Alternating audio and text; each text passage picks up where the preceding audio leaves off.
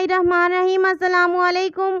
उम्मीद करती हूँ आप सब खैरियत से होंगे। आप देख रहे हैं ASTC फूड यूट्यूब चैनल में आयशा सोहेल। आज आपके साथ बहुत ही ज़बरदस्ती बहुत ही मज़ेदार सी एक डिनर की रेसिपी लेकर आई हूँ, बहुत ही कम खर्च में, बहुत ही आसानी से। अगर आपके घर मेहमान आ जाएँ तो जस्ट काले चनों से हम मज़ेदार सी रेसिपी तैयार करेंगे। बिस्मिल्लाहिर्रहमानिर्रहीम। सबसे पहले मैंने यहाँ काले चने ले लिए। इन्हें मैंने 2 घंटे भिगो लिया था और तकरीबन 2 बुआल आने तक इन्हें मैंने अच्छे से बॉयल किया है।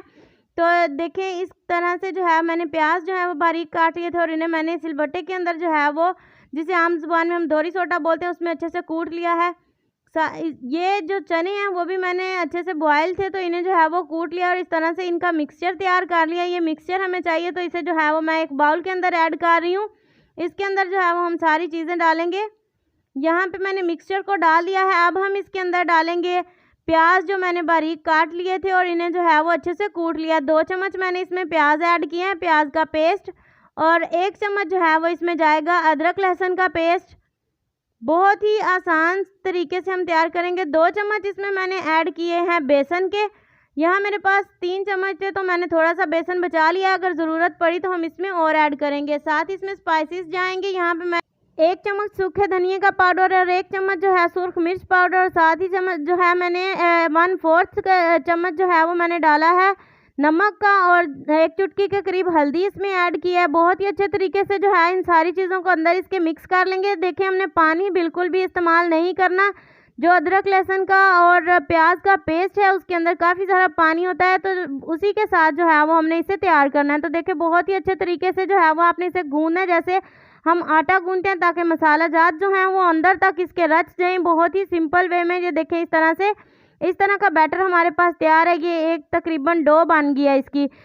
इस डो से जो है वो हम बनाएंगे इसके कोफ्ते। तो कोफ्ते गोल शेप में भी आप बना सकते हैं, लेकिन यूनिक सी रेसिपी है। काले चने के कोफ्ते कभी किसी ने ट्राई नहीं किए होंगे, तो ये देखें इस तरह से यूनिक रेसिपी है। तो यूनिक डिज़ाइन हम कोफ्ते का बनाएंगे।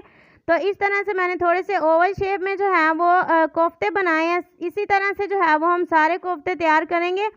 तो बहुत ही सिंपल रेसिपी है। अगर आपके घर अचानक से मेहमान आ जाएं और काले चने जस्ट मौजूद हों, चिकन को भी लाने की ज़रूरत नहीं है। इनका टेस्ट इतना मज़ेदार होता है कि ऐसे लगता है जैसे बकरे का गोश्त पका है। तो बहुत ही ज़बरदस्त जो है वो टेस्ट वाले ये तैयार होते हैं। मेहमान बिल्कुल भी पहचान नहीं पाएंगे कि ये किस चीज़ से आपने तैयार किए हैं। तो देखें बहुत ही ज़बरदस्त से कोफ्ते हमारे बनकर तैयार हो चुके हैं।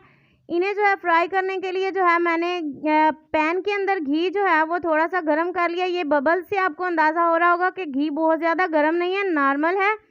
तो इसके अंदर जो है मैंने सारे कोफ्ते बारी बारी करके डाल दिए हैं। इन्हें जो है वो हमने थोड़ा थोड़ा फ्राई करना है, तकरीबन थोड़ा सा गोल्डन कलर आने तक। तो ये देखें इस तरह से इनका कलर आ चुका है। तो साइड तब्दील करके 2 से 3 मिनट के लिए दूसरी साइड से भी पका लेंगे। तो देखिए कितनी परफेक्ट डो हमारी बनी थी और कितने परफेक्ट तरीके से हमारे जो हैं ये कोफ्ते तैयार हो रहे हैं। ये बिल्कुल भी ना ऑयल में खुले हैं, और इंशाल्लाह ये जब हमारी ग्रेवी तैयार होगी तो उसमें भी बिल्कुल ऐसे ही फ्रेश रहेंगे जी। तो ऑयल मैंने गर्म होने के लिए रख दिया था, उसके अंदर मैंने ऐड कर दिया बाकी के कुटे हुए प्याज जो है वो हमने इन्हें थोड़ा सा जो है वो नरम, तो ये काफ़ी हैं क्योंकि ये पहले से पेस्ट था इनका। तो इसके अंदर जो है वो मैंने अदरक लहसुन का पेस्ट डाल दिया है। अब इसमें ऐड करेंगे टमाटर। तो टमाटर भी मैंने छील कर अच्छे से इन्हें दोरी सोटे के अंदर ही कूट लिया था। तो ये बहुत ही अच्छे से पेस्ट जो है टमाटर का हमारे पास रेडी था, वो मैंने ऐड कर दिया। साथ हरी मिर्च बारीक कटी हुई मैंने ऐड कर दी है। इन सारी चीज़ों को जो है वो अच्छे से मिक्स करेंगे। और अब जो है वो हम इसमें चंद एक स्पाइसेस ऐड करेंगे।